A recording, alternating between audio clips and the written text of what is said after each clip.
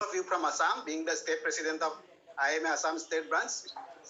Though the Honorary Secretary General sir is forbidden, but we cannot refrain from complimenting the President Dr. Rajan Sharma sir and Ashtropan sir for all the things they have done for last 1 year. There's a difficult time for all of us. They have kept our moral high. They have elevated the esteem of our members to a new level, and they have always kept our moral esteem high. And thank you so much, sir. Regarding this issue, Ayush and Ayurveda, this is very great news today morning. And once again, we must appreciate Asukan sir for starting your virtual IMA SHG office at 4:30 in the morning, sir. And it is a very great news that we have fought legally.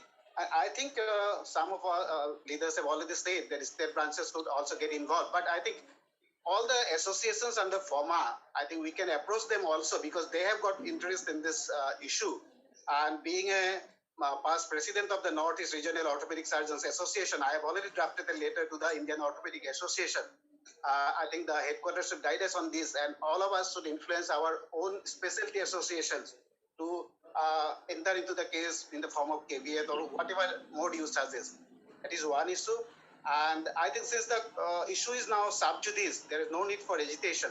But if at all we should go for an agitation, I request the headquarters to send a legal notice to the CCIM chairperson, Ved Jayant Devpujari. He has officially told, he has publicly told that 95% of the ICUs in the country are manned by Ayurvedic doctors.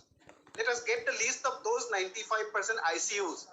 And in the next phase of our agitation, we all modern medicine doctors will close down those ICUs and let those 95% ICUs be run by Ayurvedic doctors, if at all it is true.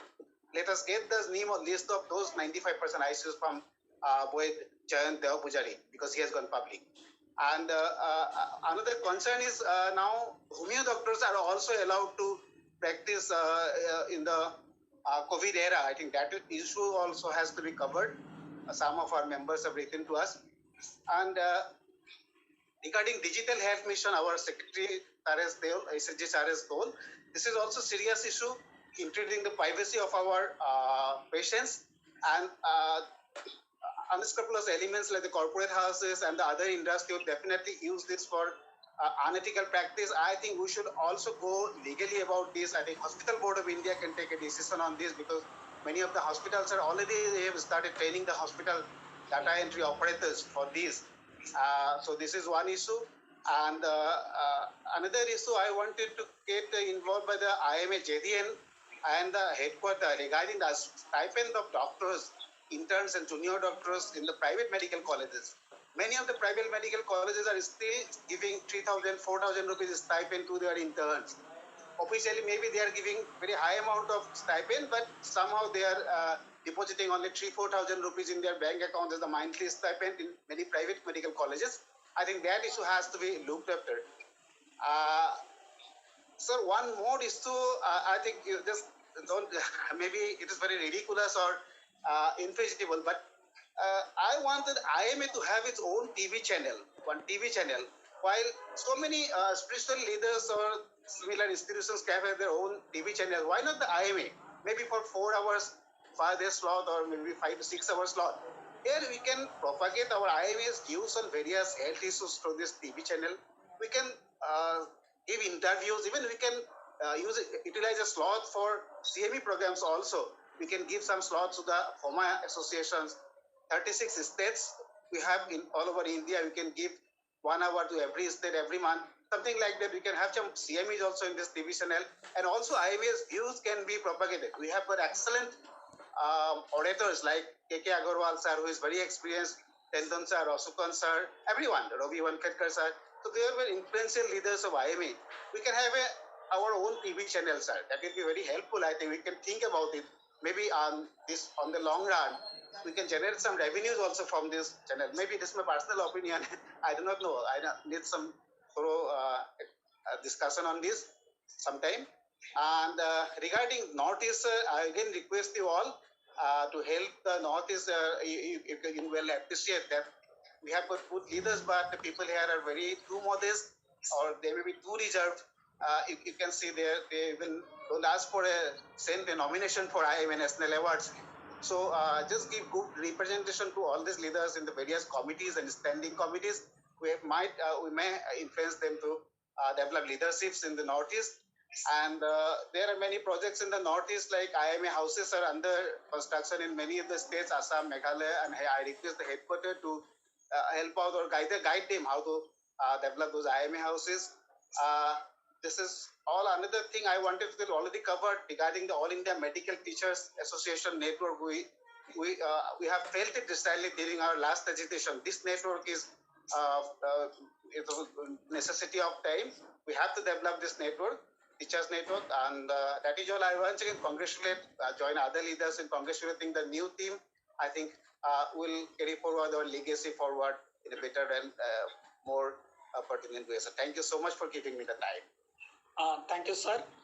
Regarding the issue of the CCIM chief's claim on the ICUs, there was a very serious thought process on to how to challenge and other things, but we chose to focus entirely on the current challenging of the CCIM notification, because we are not going to prove anything else right now, but we have written to both the National Medical Commission as well as the National Board of Examination. We will be following it up through right to information, because these data are there with them.